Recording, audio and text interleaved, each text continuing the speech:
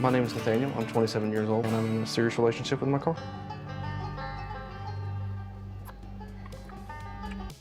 Hello people and welcome to this new kind of content on my channel.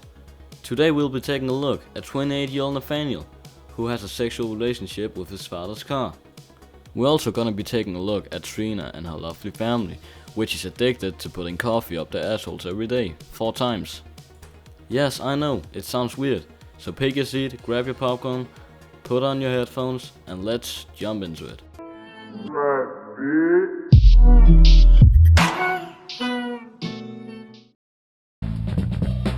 My name is Trina, and I live in St. Petersburg, Florida. Just a perfectly normal family with some nice kids. That's perfect. And I'm addicted to coffee enemas. Never fucking mind. Okay, pause for a second. In case of you being a total weirdo and not knowing what an animus is, animus typically are recommended as a treatment of a last resort for people suffering from constipation. As a last resort. Do you want to hear it again? As a last resort. Not to use 4 times daily with coffee. For the past 2 years, Trina hasn't been able to function without her daily coffee enemas. A procedure where liquid is injected into the colon to clean out the lower intestine.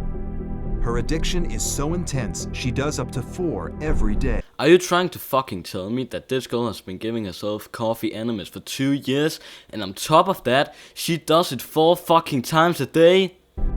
I love the way coffee enemas make me feel. I feel like a sense of euphoria. I absolutely would fall apart without them.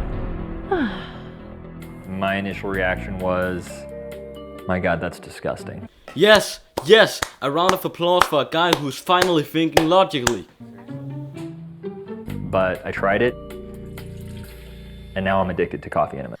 Okay, I take everything bad I've said. The logic here, it's insane. I mean, this guy saw his wife put coffee up her asshole and thought it was disgusting, and he still decided to try it. I mean...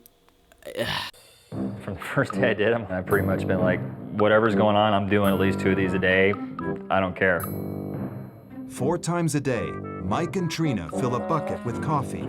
A hose attached to the bottom delivers the liquid to the lower intestine. All prepped and at the right temperature. Put the nozzle into your rectum, hold it up in the air. As they raise the bucket, 32 ounces of coffee fills their colon. You'll start to feel pressure growing in your lower intestine, and that's the freaky part. And just lay there and try to relax.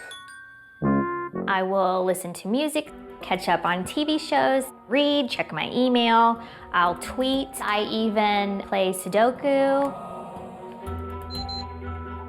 When the timer goes off, yeah, you want to make just a quick transition from floor to toilet seat as quickly as possible.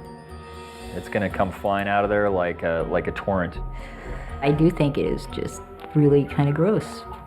I think it's gross. Well, ma'am, you're not wrong. It's gross, gross, gross, and it also mentioned it's gross. Well, I think that we can all conclude now that this show needs to be put to bed. I mean, nobody wants to see an old man and his wife putting coffee up their fucking a-holes. I mean, find some good television for God's sake.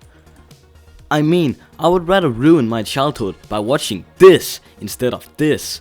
And I would actually rather watch that than watch this again. I mean, that was disgusting, it was weird, and there's clearly something wrong in the heads of these people. I mean, I would almost perform a coffee animus on myself to not watch that again. And just as I thought this couldn't get any worse, I see that innocent kids are brought into this kind of madness. This weird television show on TLC, it needs to be put down. I mean, this girl is clearly affected by something. But we're not actually going to discuss this today, because I have found a much weirder individual. Hold on tight, people, because if you thought it was weird that a woman did animuses on herself with coffee and convinced her boyfriend who thought it was disgusting to do the same, you're gonna be in for a hell of a surprise, because this guy likes to make out with his car. And that isn't even the worst part. The worst part is, it's not even his, it's his dad. Imagine being this dad, driving around in your nice classic red vehicle, and then one day you found marks from a kissing on the fender. With no further words, let's just jump into it and get the headache over with. Nathaniel is in a committed relationship with a car. that he's named Chase. It really bothers me when he gets dinged or scratched. If something were ever to happen to Chase, my heart would just stop. Well, I wouldn't want to be around him or scratch his car because he's probably the type of guy who's willing to rip out fucking AK-47s for that car. We have our times when we get sexual. Does that feel good? You're a handsome man. Yep, and that's that for that video. Guys, I'm sorry, but I can't watch that. That's a 28-year-old man making out with a car that's not even his. But yeah, I'm gonna be linking the video down below if you want to see this for yourself. But please, if you like this type of content, please let me know. Dislike if you don't like it, like if you like it. And you are welcome to type anything you want me to review in the comments. I have to go to bed now because it's Christmas and it's 5 AM and I haven't slept. So, good night, guys.